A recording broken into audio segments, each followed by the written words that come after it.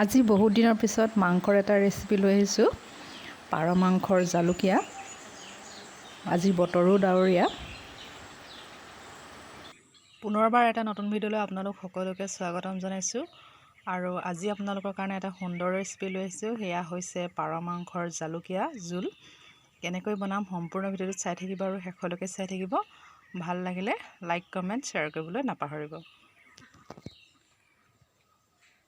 প্ৰথমে মাংসৰ জোখাৰে মিঠাতেল দিছোঁ।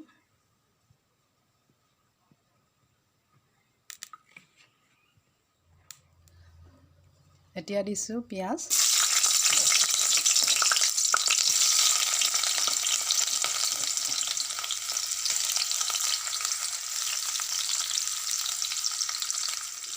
এতিয়া দিছোঁ থেতেলি লোৱা নহৰু, বাকলিৰ সৈতে দি দিছোঁ।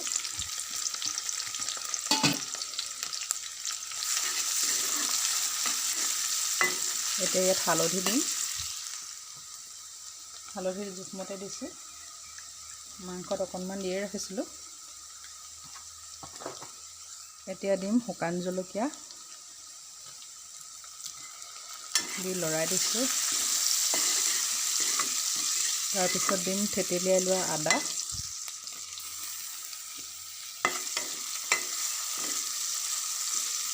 আৰু অলপ ৰঙচুৱা হওক তেতিয়া মাংসখিনি ইয়াতে দিম।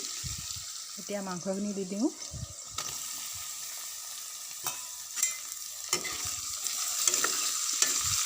সকলোৱে হয়তো বনায় পাৰ মাংস। মই কেনেকৈ বনাম চাই থাকিব আপোনালোকে শেষলৈকে। বেছি মছলা ব্যৱহাৰ নকৰোঁ।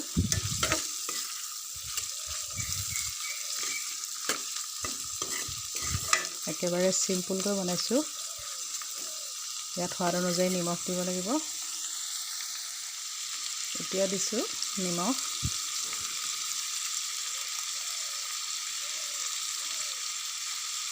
জোলকৈ বনাম সেইকাৰণে নিমখ অকণমান বেছিকৈ দিছোঁ। এতিয়া এইখিনি ভালদৰে সিজিবলৈ দিম। সিজাৰ পিছতহে আলুখিনি ইয়াত দিম। অকণমান সিজি লওক।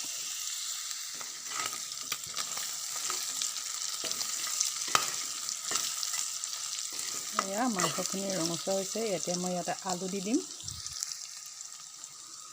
ডাঙৰ চাইজৰ এটা আলু দিছোঁ, এনেকৈ টুকুৰাকৈ কাটি।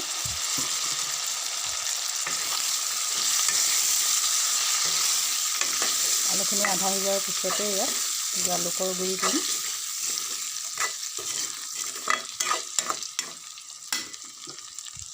ইয়াত ঢাকোনখন দি দিছোঁ। এতিয়া দিম ইয়াত জালুকৰ গুড়ি।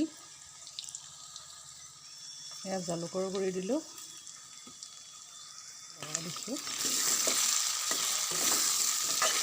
ইয়াত পানী দিব লাগিব।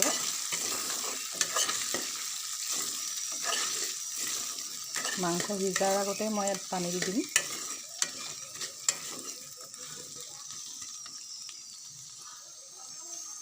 এতিয়া ইয়াত পানী দি দিছোঁ। পানী দিয়াৰ পিছত জুই বঢ়াই দিম আৰু এইখিনি উতলিবলৈ দিম।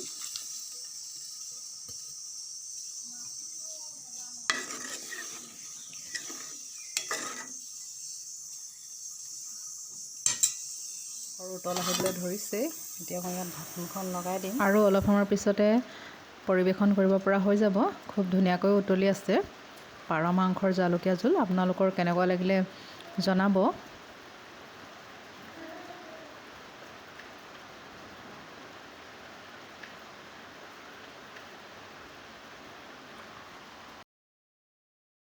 প্ৰায় আধা ঘণ্টামান উতল অহাৰ পাছত এয়া মাংসখিনি চাওক, ওচৰৰ পৰা দেখাইছোঁ।